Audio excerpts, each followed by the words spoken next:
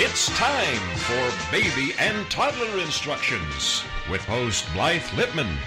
Blythe is a nationally renowned infant and toddler expert who has over 30 years' experience helping moms and dads regain their sanity, teaching them how to survive, and giving them the confidence they need to be the best parents ever. From sleeping to crying to potty training to choosing a preschool and so much more. If you're a parent, Baby and Toddler Instructions is the show you've been looking for. Now here's your host, Blythe Lipman. Well, good morning, afternoon, evening, wherever in the world you might be. Thanks so much for tuning in to Baby and Toddler Instructions. Today's show is live. It is January 18th, 2017. Can you believe it? But if you're listening to a podcast, that's great too. If you ever need to get in touch with me, you can go to my website, mybestparentingadvice.com, or you can always go to toginet.com. They can find me, and there's lots of great shows on there besides mine. Anyway, my guest this morning will be pediatrician Dr. Jane Scott. She co-authored with Stephanie Land. The book is called The Confident Parent, A Pediatrician's Guide to Caring for Your Little One Without Losing Your Joy, Your Mind, and Yourself. So, wow, isn't that the truth? Especially when you have those little ones. So Dr. Jane will be with us in just a little bit. I have lots of very cool things to share with you today. Let's go first to the recalls. There weren't any recalls, but there was a lot of talk and press on the internet about Sophie the giraffe.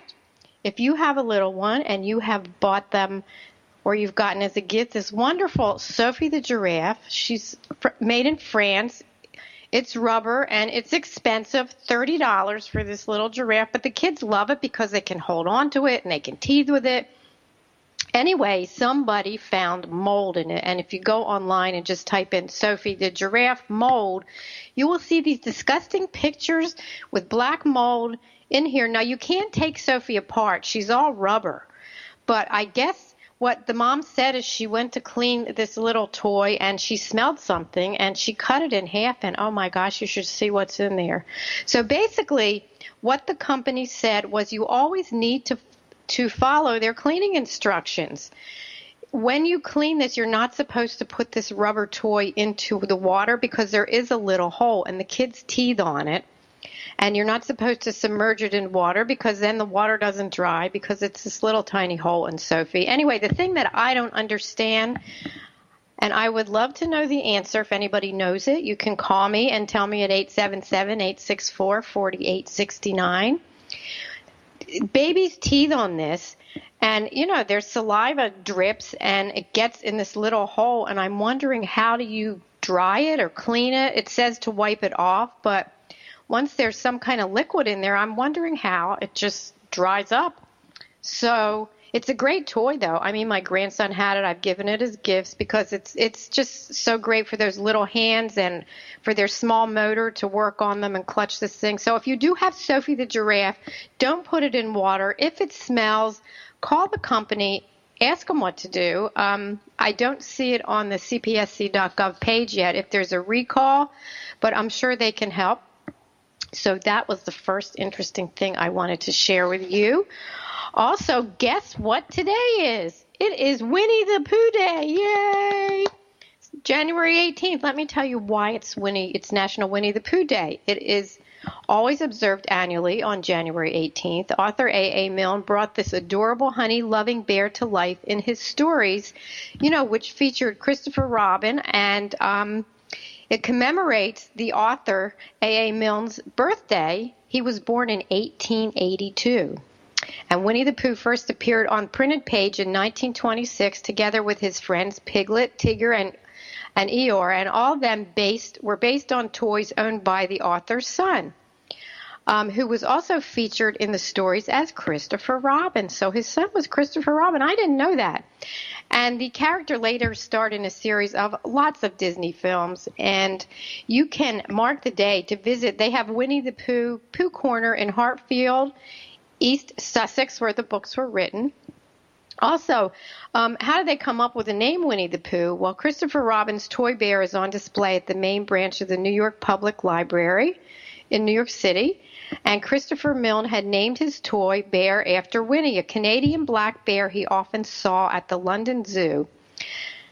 And Pooh was a swan they met on a holiday. So I just have to say, one of my favorite quotes by Winnie the Pooh is, "Let's begin by taking a smallish nap or two, but not now. We have a great show."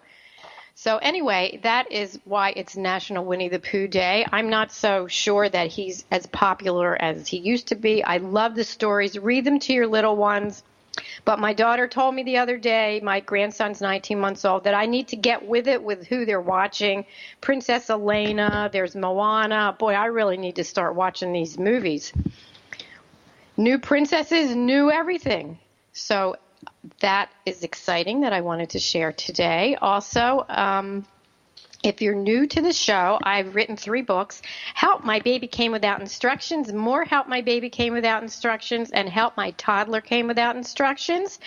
And I love to share tips with you, because if you're a new parent, a toddler parent, sometimes you just don't know what to do when your toddler's screaming, when your baby's crying. So today I am going to share a tip from Help My Baby Came Without Instructions. I'm actually going to share a couple tips.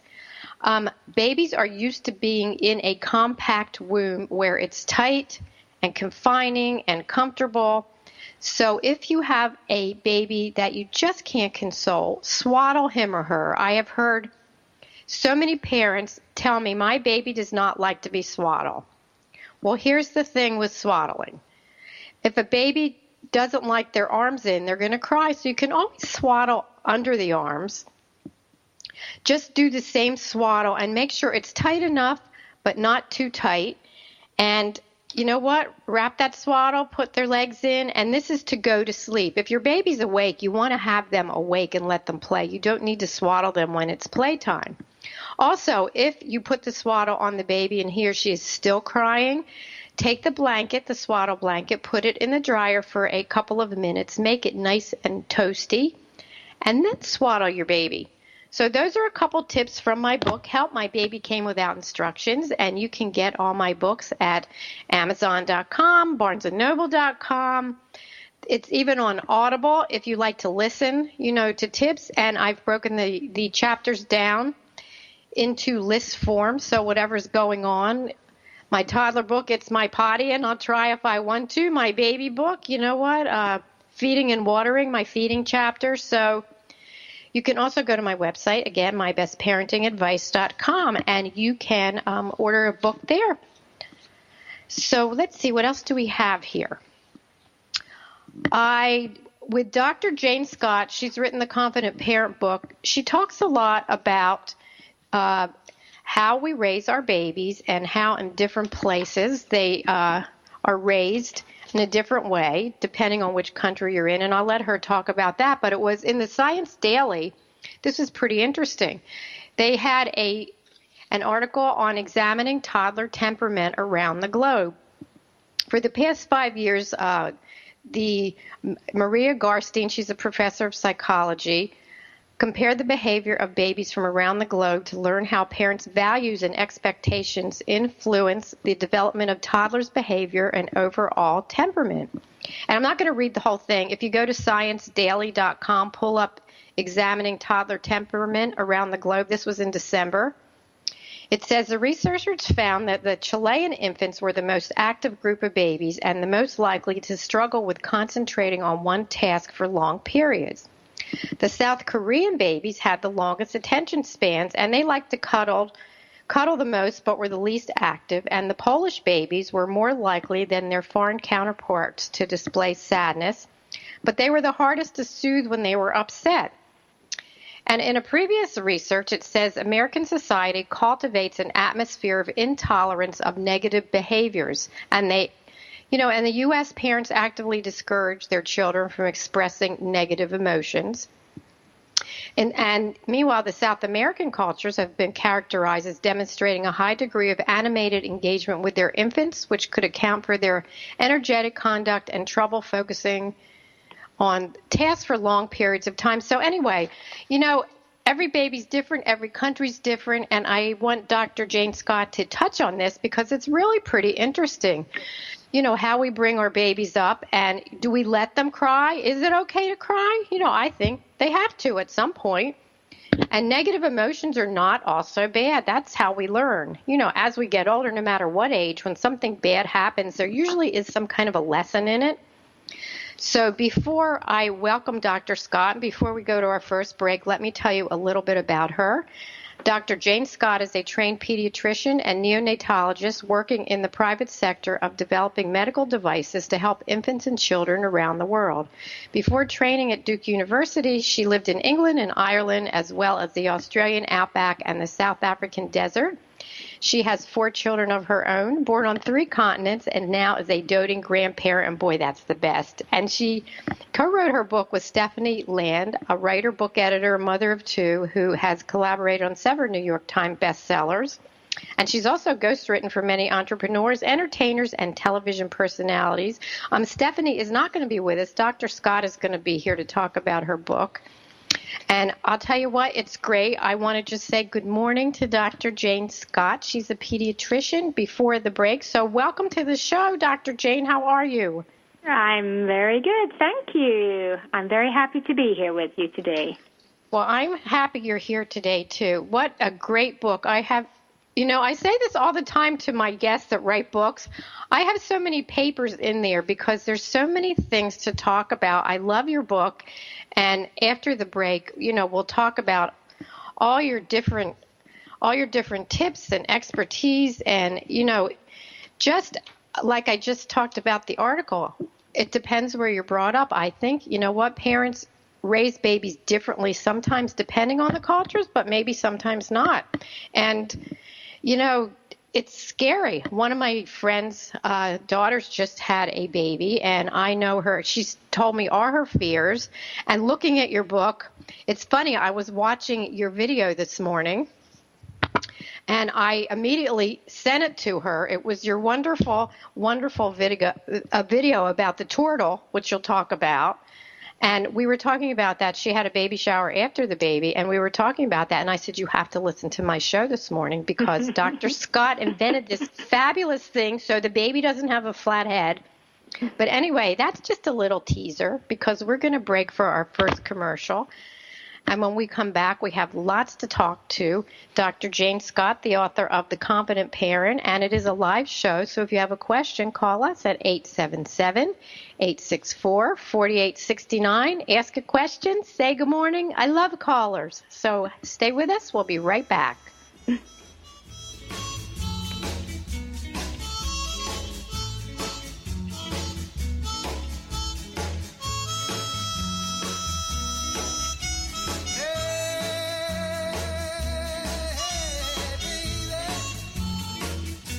We'll be right back with more Help My Baby Came Without Instructions. It's Baby and Toddler Instructions with Blythe Lipman on TogiNet. We'll be right back right after these. Welcome to Geraldine Tegelove Live, the show that shares with you the secrets of redefining, reinventing, and rebuilding your life. Having pulled herself from the rubble of financial ruin and having gone on to create a highly successful career, Geraldine has become an expert in the art of transformation. She believes that it doesn't matter where you are right now, how overwhelmed you feel, or how impossible the task of turning your life around may seem. You can do it. Stay tuned as metaphysician, international best-selling author, and intuitive Geraldine Tegelove gives you the inner understanding and the outer practical how-to to create your amazing life. Gain a fresh perspective on how to redefine, reinvent, and rebuild your life. Join Geraldine Tegelove live every Tuesday evening at 6 p.m. Eastern Standard Time, right here on the TogiNet Radio Network. This is the TogiNet Radio Network, radio with a cutting edge. It's words you never heard. Here's some fun facts about noses and ears I'll bet you didn't know.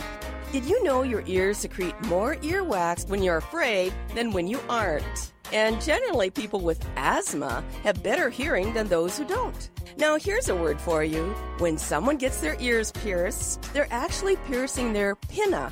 The pinna is the fleshy part of the earlobe. Did you know it's possible to sneeze so hard you can break a rib? That happened to my husband's secretary once. And according to research, you'll blow your nose 250 times this year. Scientists have also determined that the smell in your right nostril is more pleasant, while the smell in your left nostril is more accurate. By the way, twice as many men as women can wiggle their ears. It's Marching Neighborhood. I'm Carolyn Davidson, and you can have fun challenging your words you never heard vocabulary with my free app, Too Funny for Words. Welcome back to Baby and Toddler Instructions with Blythe Lipman on TogiNet, the hour for all moms with little ones to come for great advice, encouragement, and great ideas for all new parents. Now, back to the show with Blythe Lipman. Well, welcome back to Baby and Toddler Instructions. I am here with my wonderful guest, Dr. Jane Scott, pediatrician, who wrote this terrific book called The Confident Parent, A Pediatrician's Guide to Caring for Your Little One Without Losing Your Joy, Your Mind, or Yourself. And boy, is that the truth. So I want to get right into this. You know, on the second or third page, it talks about being an Aussie mom. She'll be right. Attitude. And, you know, I want you to talk about that because during the break we were talking about the fact how it's, you know, it's scary and parents are nervous. And so it's, you know, it said you lived in Australia for a while. What is she'll be right, this great attitude? I love it. Well, thank you, Blythe, for asking that. It's a really nice attitude that basically suggests you know, even if you're a little concerned about what might be happening, be reassured because really, almost always, it'll turn out right. And the young lady I talk about in the book is actually a relative of mine, and she's a delightful young lady who actually has family in America. So she's not only schooled with Australia, but she's also very, very familiar with the American situation. And this is what she said. She said, you know, as I rear my own child, I don't feel like I worry as much as I see the American mommies worry. You know, we sort of have a village around us where, you know, even people who are not even friends, if they see a little one, you know, running around, they'll immediately kind of watch over them and, you know, maybe we'll bring the baby back to you. Or it's a different attitude. So parents tend to be less anxious if they can't see their child right this minute because there's that feeling like, that's okay, she'll be back. She'll be back. And I don't see that so much in America today. I think people are parenting like it's a really scary world to rear their children. And yet, in fact, the statistics say it's the safest world to rear a child that we've ever had. You know, it's during that first or second visit, maybe to the pediatrician, how do you get the new parent to relax? Besides saying, you need to buy my book, because everybody that reads your book will be so much more relaxed. You know, the way I did it was that I felt like I was seeing an awful lot of trial and error parenting. And what I brought to the book and what I brought to my practice was, yeah, I've raised 4 children in multiple different, you know, cultures. I grew up in different cultures, and they were really diverse, you know, everything from third world countries to highly sophisticated Western countries. And then, you know, I was a doctor as well. And I actually became a doctor after I had my 4 children. So I went to medical school with this little band of wild children. Wow, how did you do that? You know, maybe a little insanity, but I really believed that it was the right direction for me. And actually, my children have said it's probably the best thing you ever did. It really was. You know, you were such a role model to us and provided such a lot of understanding. But in any event, I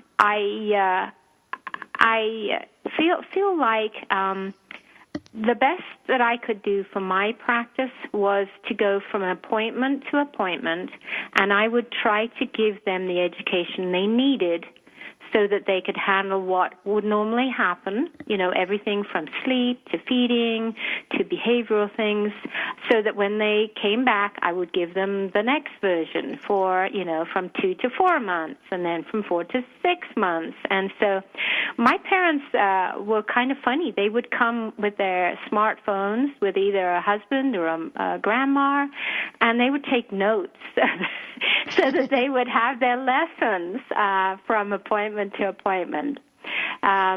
Pretty funny, but I truly understood after a while why they wanted to do that.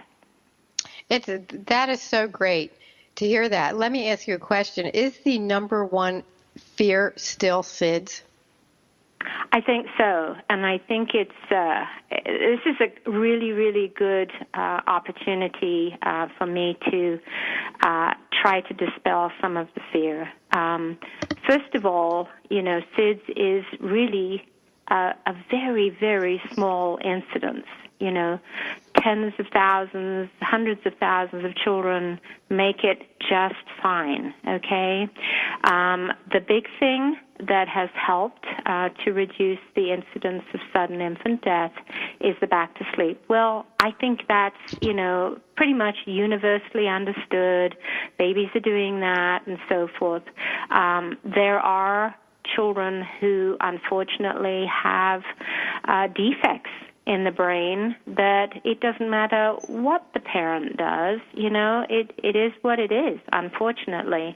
But the thing is that so many of the things, really don't affect SIDS in any way.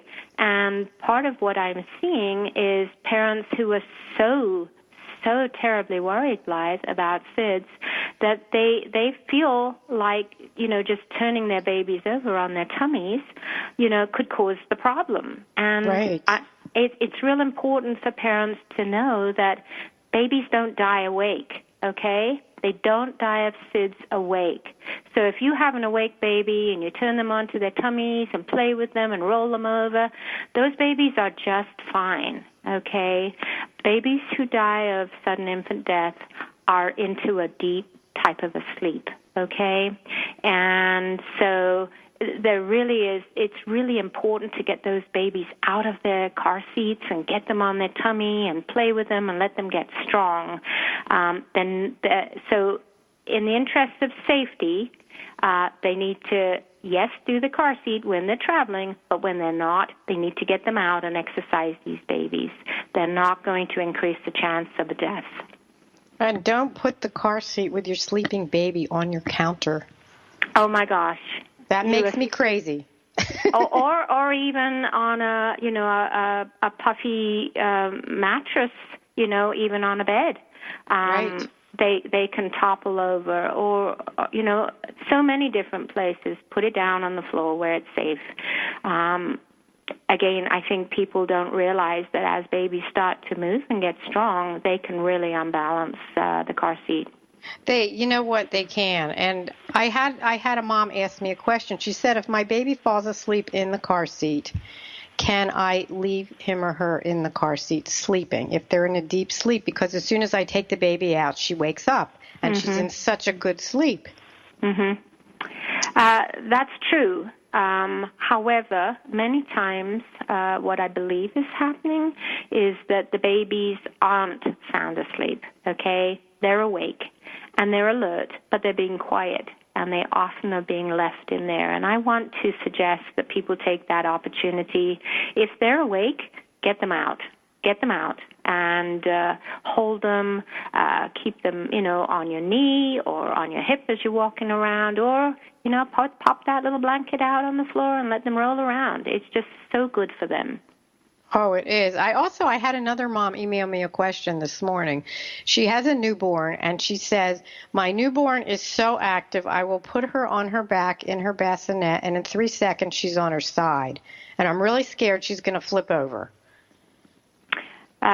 It is possible. It is possible, and that's the sort of baby that mom's going to have to probably not leave in a nursery on their own if they're really young and they're doing that sort of thing. The thing about it, though, is that most of these babies, when they're strong enough, they can actually push themselves up. So a little bit less of a risk. On the other hand, I understand where she's coming from. She's got a lovely active baby. Have the baby, be around with her so she can watch. That's right. That's exactly what I said, and I said I would ask you, too, but you can't just keep moving her back. She goes on her side, and Mom was putting her on her back, and it was crazy. Yeah. Because you don't get sleep anyway. So No. And as I say, most of those children can roll back as well. But I understand that's a little bit of a difficult situation in the very, very early time. But shortly after, they're going to be strong enough that, Mom doesn't really have to keep turning baby back because baby can protect herself. Exactly. Also, what is your take on swaddling? Swaddling is kind of that fourth trimester. The baby's used to being inside a uterus and constricted. The thing about it is that I think it really can be most helpful for helping babe go into a nice sleep. They don't scare themselves. They're not, throwing their arms around and waking themselves up and all those good things. What I think the problem is that once that baby wakes up, that baby should be out of a swaddle. They shouldn't be in a swaddle once they're alert and active, and then still being held tight. So, yes, if they're going to, they've already fed and they've burped and they've changed, Mom, wraps the baby up, the baby's almost ready to go to sleep, fine. Once baby wakes up, take that swaddle off and let baby start moving around and being active. The other thing is, after 2 months, really a swaddle has lost its value. So that's another thing that I notice parents are doing. They're keeping those babies in swaddles way into the 3 and 4 month age. That's really too late. Babies needs to be starting to move around a lot more. Well, that's the biggest thing, and that's what I said before you came on the show. I am an advocate of swaddling, but when they're up, undo the swaddle. They're not cold. If you're not cold, they're not cold. If you're not hot, they're not hot. I mean, you know what? It used to be that moms carried their swaddled babies around for 3 months and didn't put them down, and I love your tips because babies do need to move around, and if you remember in the womb, all those kicks and pushes and everything, they were moving in there too.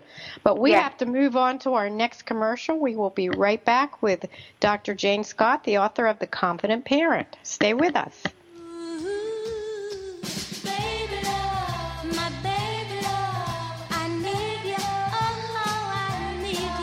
We'll be right back with more help. For help, my baby came without instructions. It's Baby and Toddler Instructions with Blythe Lipman on TogiNet. We'll be right back right after these. Baby love, my baby love, I need you, oh, I need you. The League of Women Voters reminds you that on Election Day, we are all equal. Please join your friends and neighbors by registering to vote and going to the polls November 8th. Visit www.vote411.org to find out who will be on your ballot and how the voting process works in your community. This election is about our future, and we all need to weigh in. This is the TogiNet Radio Network, radio with a cutting edge.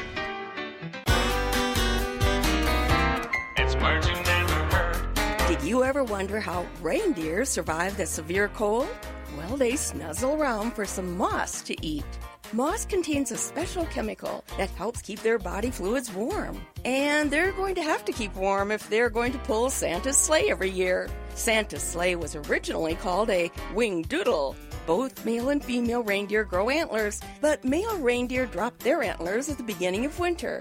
I can't help but wonder why Santa's reindeer from Rudolph to Blitzen had male names. Since they had antlers, they would have had to be female. We women should have known only females would be able to drag a hefty man outfitted in a red velvet suit, originally called a hoopin' daddy, all around the world in one night and not get lost. It's words you never heard. I'm Carolyn Davidson, and you can have fun challenging your words you never heard vocabulary with my free app, Too Funny for Words. Welcome back to Baby and Toddler Instructions with Blythe Lipman on TogiNet, the hour for all moms with little ones to come for great advice, encouragement, and great ideas for all new parents. Now, back to the show with Blythe Lipman. Well, welcome back to Baby and Toddler Instructions. If you're listening live, you have time to call. We are halfway through. The number here is 877-864-4869. I am here with Dr. Jane Scott, pediatrician, the author of The Confident Parent, and she is my hero. Pediatrician, went to medical school after she had her children. Going to clap, yay. And anyway, we're talking all about newborns, and we're going to be talking about toddlers a little bit. So if you do have a question, call us, 877-864-4869. And before the break, we were talking about swaddling, but I want to go back a minute because we were also talking about back to sleep. And you invented this ingenious thing called the turtle that you have to share because, you know, I see so many babies with helmets on because they have a flat head. That's correct. And as a matter of fact, there's another number that your audience should hear, is it's now 1 in every 2 babies born in the United States has some degree of flathead syndrome before the age of 3 months. Oh, my Isn't goodness. That's shattering? Yes, it's it absolutely is. shattering, and the reason is, it's back to sleep. There's no doubt about it, because now the babies not only, are sitting in their car seats and strollers and bouncers with the back of the head towards some sort of a firm mattress or situation, but now they also sleep there. And so it's really become, the main situation for babies to find themselves. And the other thing that's quite interesting is as our lives have gotten so busy, so incredibly busy, and carriers have gotten so good, so beautifully constructed and designed that they're very convenient now. And the average child under 3 months in the United States spends 15 to 18 hours a day on their backs, and most of that time in a carrier. Wow, that's a lot. It's a lot, and so that's something that, parents prior to, having their babies, if we can, remind them that's not a good idea. These babies need to be taken out of these carriers, even as we said before, on the floor or mom's holding them or whatever it is. That would be a huge thing to help prevent flathead syndrome. But basically what's happening is the baby's head is, in a skull that is actually fairly soft. And one might say, well, why is it so soft? Well, of course, it's soft for delivery, but it's also soft because the brain is growing at the fastest rate that it ever does in a person's life in that early infancy. I mean, it's really very, very fast. And so it has to be malleable. But if you've got a malleable skull and you keep leaving that baby on the back of the head, and many of the children actually get a really comfy spot, so they keep going back to the same spot. And so very quickly, within weeks, it usually starts around 6 weeks of life, you'll start to see that flattening. And then the other part of this is that the baby often will fall asleep in something like a car seat or a stroller, and because of gravity, they fall asleep and their heads fall to the side. And very quickly, the muscle on the side that they fall over to will actually shorten. And then once that's happened, it's really hard for that baby now to turn the head back, either to midline or certainly to the other side. So that's the aspects of flathead syndrome. And so my design, which is called the turtle, and turtle is after torticollis, which is that little neck muscle I just told you about that shortens. Right. That's torticollis. And then I chose a green sea turtle as my logo because the carapace or shell of the turtle shapes the body of the baby turtle, so the turtle helps shape the baby's head. So that's how we got the name. And the turtle is a little knit beanie that can be worn with a support roll, and wherever the roll is put, the baby cannot lay their head. So mom can turn that roll into different positions from, the back of the head, maybe from one side to the other, so that the baby will sleep on different parts of the head and therefore not just end up with a flat head in one spot. And where can parents get the turtle? It's actually very readily available. It's in Babies R Us. It's in Bye Bye Baby, and then it's on Amazon and our own website. Well, I'm going to share that on my site as well because it really is ingenious. I've told parents switch sides that your baby's on, but again, that doesn't really help because they put their head from side to side. And this is really, really ingenious, and it's so cute. It's really a cute little beanie. It is. It is. There's two pretty prints. One is a little turtle, and with the sort of purple and green, and the other one is what we call Animal Party, and so it's like the safari animals with giraffes and lions and things like that. Well, and it's so cute, and it's winter, keeps the baby warm too. Not Yes. outside. You only use it inside, but can you use it in the car seat? Oh, absolutely, absolutely. Okay. Yep. It really can be used anywhere. The only time that I recommend not using it is once the parents or caregiver has gone to bed and they are not monitoring the baby as frequently as they normally would. And so follow the Academy recommendations, which is no headgear when the caretaker is sleeping. But any other time when they're against a flat surface, it's really great to keep that little head moving and have nice, healthy neck muscles. Well, it is really cute, and it's TORTLE. For those of you listening, take a look. You know what? Go to Babies R Us. Go on Amazon. I think they should come with the baby. You should put them in the hospitals. It's actually a great shower gift, so that they're ready in the first place. Yeah, it's really cute. So, let me. I don't want to put you on the spot, but let me ask you, what are the top 3 things that parents should not worry about? Should not worry about. Yes. I mean, we hear don't give your baby a bottle when they're sick. There's all kinds of things there. They can get food poisoning. You only need to give them rice cereal.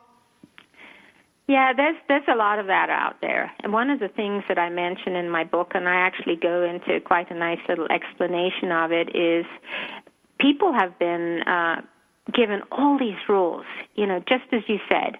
No milk if the baby's got or even a young child has got a little cold. And it's like, I have never, ever seen that in a medical text.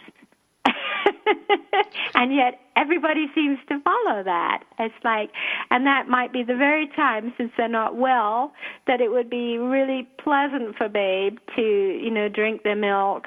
And certainly if they're fighting off an infection, how about let's keep the nourishment going? So stop withholding milk every time a child has a little runny nose or anything like that. It's totally not helpful. And what do you say to the parent when they go, yeah, but when I give them milk, their phlegm gets really thick and then they're coughing and I'm afraid they're going to choke? Well, the truth is it has nothing to do with that. That's just in the course of the illness. That really isn't happening. I think it's just temporarily related. But certainly make sure that they have plenty of clear fluids. Absolutely.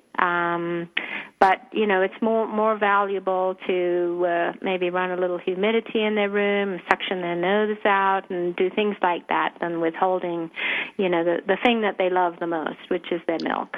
Right. I'm so glad you cleared that up because I've heard that forever. In my preschool rooms with my babies, a mom will bring in a bottle of water, and I'll go, well, wait a minute, there's nothing in here. Exactly. Exactly. So now we don't have the calories and the energy to fight off the infection. And then, of course, they're miserable because they're hungry. What about, let's talk about, we have a little time. Let's talk about food. You know, it used to be rice, cereal, fruit, vegetables, and that's since been changed. You know, the way to feed a baby is so variable. I listened to what you were talking about before I started live, and you talked about different cultures, you know, and different things that they do. And the truth is that if you have the opportunity to spend time with people in other cultures, they feed very, very different things. They really do. And some of them don't sound particularly tasty, to say the least.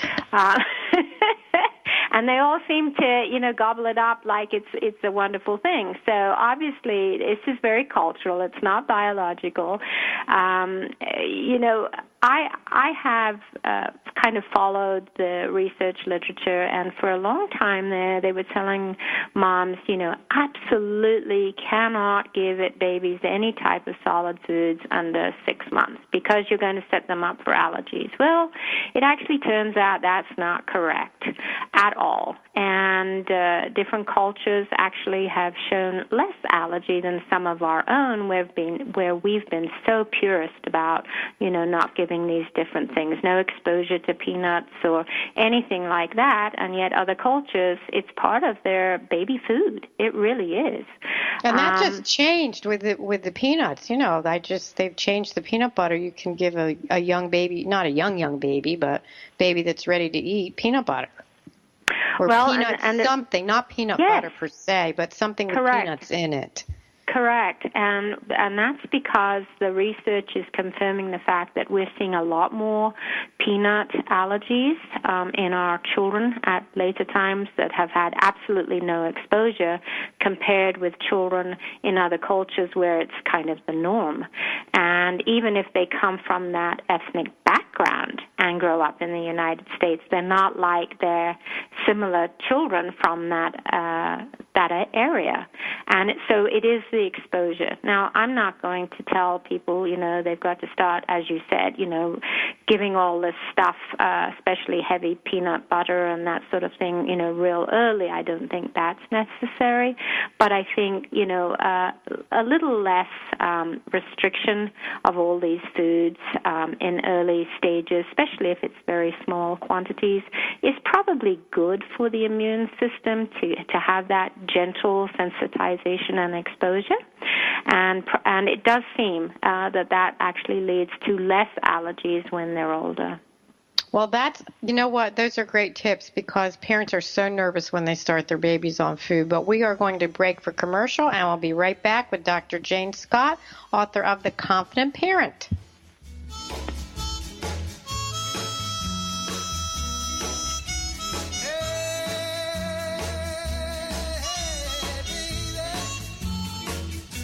We'll be right back with more Help My Baby Came Without Instructions. It's Baby and Toddler Instructions with Blythe Lipman on TogiNet. We'll be right back right after these.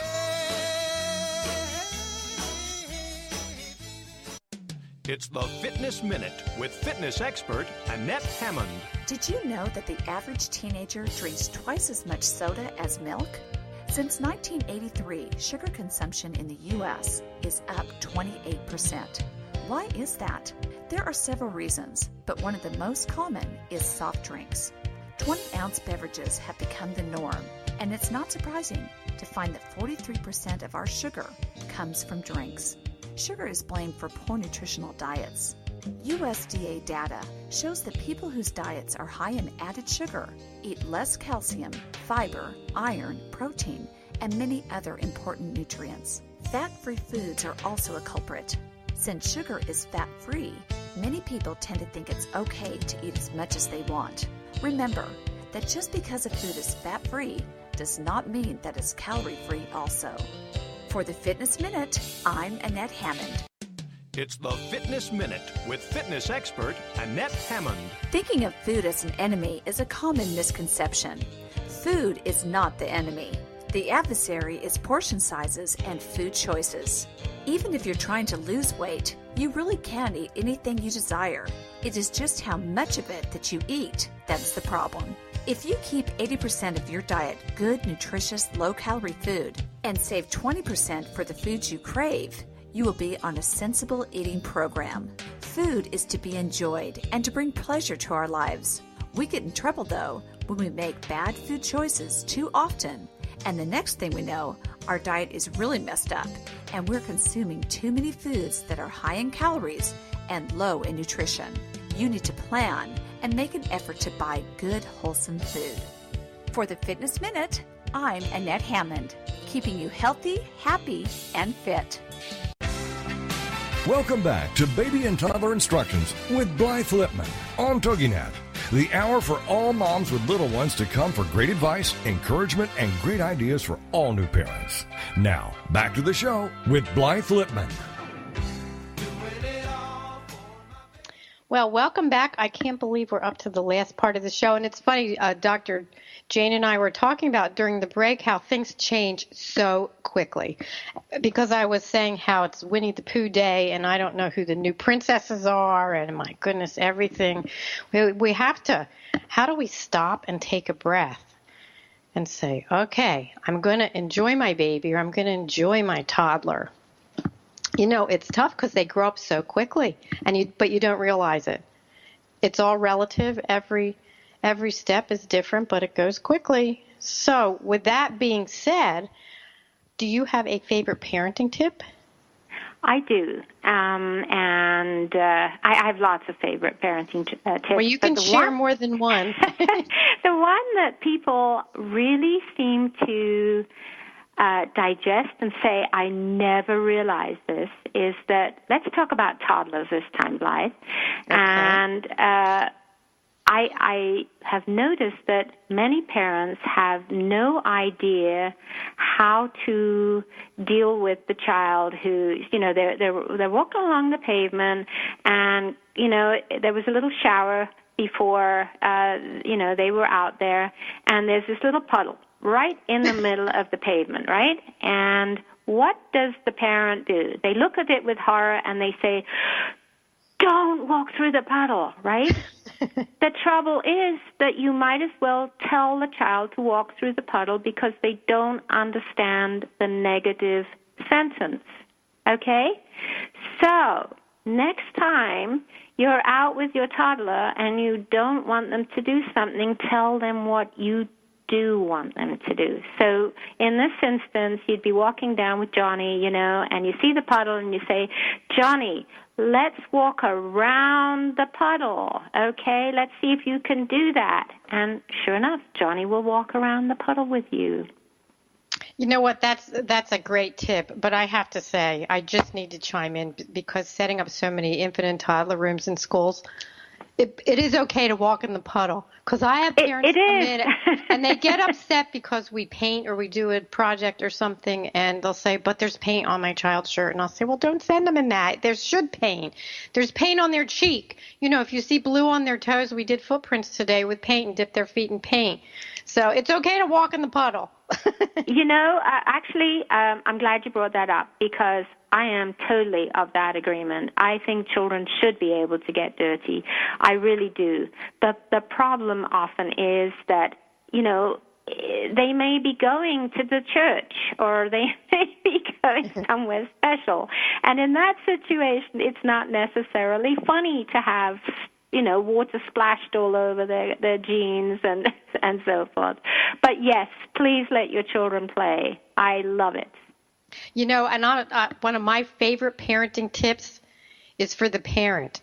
We pack the bag, we have the bottles, 14,000 diapers, Tylenol, whatever. You have the whole house in your bag that you're taking out with your child. Do you ever take a change of clothes for yourself? And I actually, when I do my speaking engagements, I have two baggies, and one has a mother's shirt in it, and one has a dad's shirt in it, two separate, and it says change of clothes for mom or dad, because ultimately you're on the plane, you're going to introduce the baby to people they've never seen, and that baby spits up on you, or they have a dirty diaper, and it's all over your pants or your shirt. And parents, that's one of my favorite tips because we never think of ourselves. That is so true, and it's a wonderful tip. So do you have we've another all one been you want to there. share?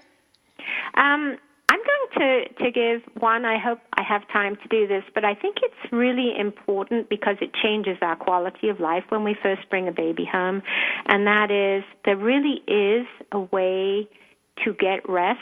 Your baby can sleep for you. You just have to know how to teach that baby to sleep. And the way it works the best, and I learned this by sheer hard experience. My first baby did not actually sleep till he was 4 years old. I had Every one night. of those. Yeah.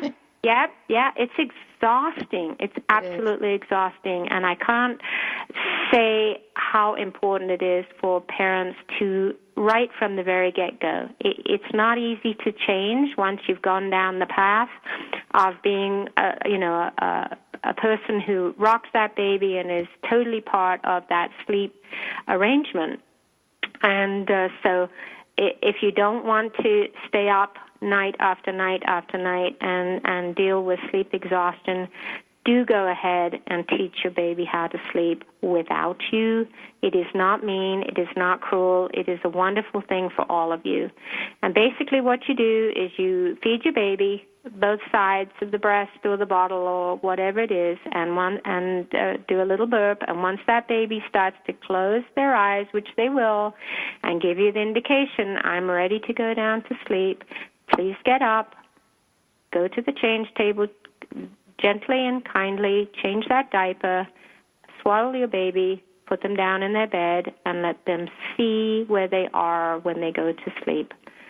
Once that happens, when baby wakes up into more of a light sleep, which usually occurs about an hour and a half later, the child knows exactly how to go back to sleep on their own without calling for you to start again and rock them and do all of that type of activity.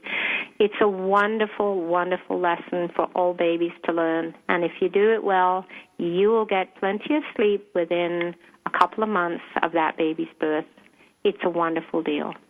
That's such a great tip because, you know what, parents, it's great to have the rituals, and as they get older, read a book before bed or maybe rock them a little, but rocking them to sleep, oh my goodness. I'm sure you've had parents tell you that they spend an hour and a half rocking the baby to sleep. You put baby down and 10 minutes later they wake up. It's exactly what happens. Yeah, because they've had their good sleep with mommy. Yeah, Daddy. exactly. Yeah. Mm-hmm. We have a little more time, but before I ask you another question, where can my listeners find you? On Facebook, Twitter, website? Sure.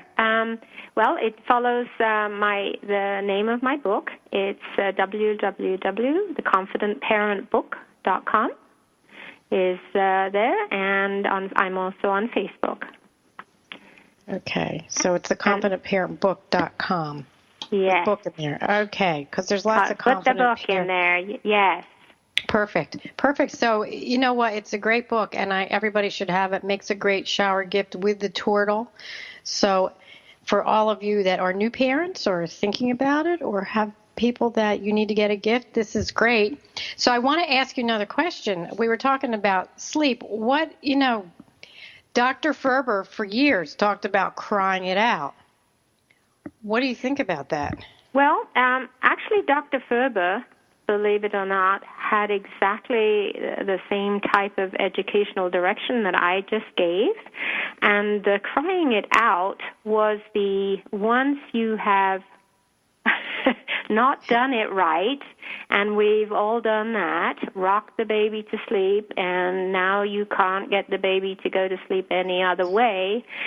Sometimes it involves crying it out. And what I tell parents is, you can do it slowly. You can do it where, you put the baby into their bed, and you maybe put your hand there so that they know you're with them, and you slowly kind of leave, and you do this kind of conditioning over, because you're part of the problem. You help them get there, so it's part of your thing to try to help the baby get out of that. But that can be a slow process. Now, there's the occasional baby that is just furious, They were happy with the arrangement that you were doing with them before, and they are not interested in this change whatsoever. So they might cry. And the thing about it is sometimes because they don't know how to go to sleep on their own.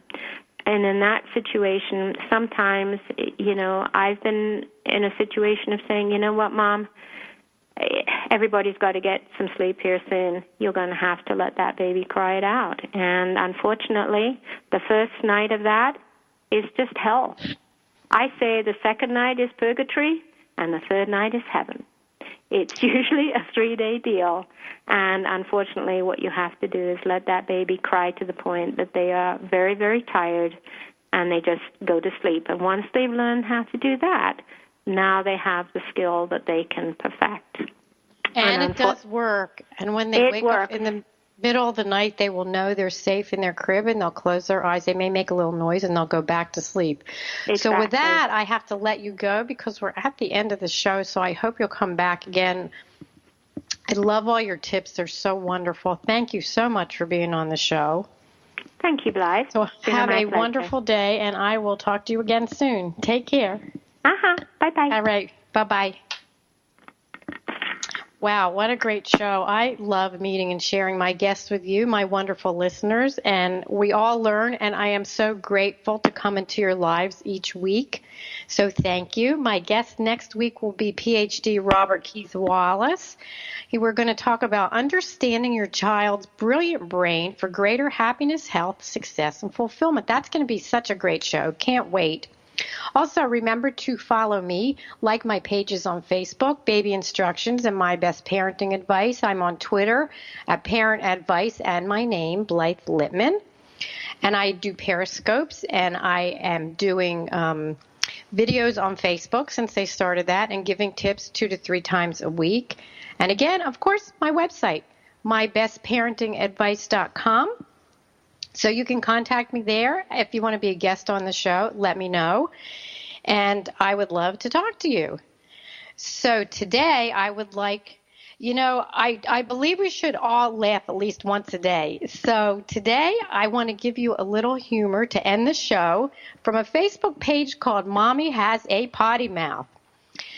Clean your house for 2 hours. Watch the humans you created destroy it within 10 minutes. Repeat for 20 years. This is parenthood. Isn't that the truth? And for all women, you're going to love this one. Here's a tip to perfect the natural no makeup look. You will only need at least 27 cosmetic products to accomplish this. And finally, here's your brain at 3 a.m. I can see you're trying to sleep, so I would like to offer you a selection of every memory, unresolved issue, or things you should have said or done today or in the past 40 years. Boy, isn't that the truth? So anyway, thank you for tuning in today. It's been a great show. Can't wait till my show next week. Have a great rest of your week. I will see you next time, and enjoy National Winnie the Pooh Day. Bye-bye.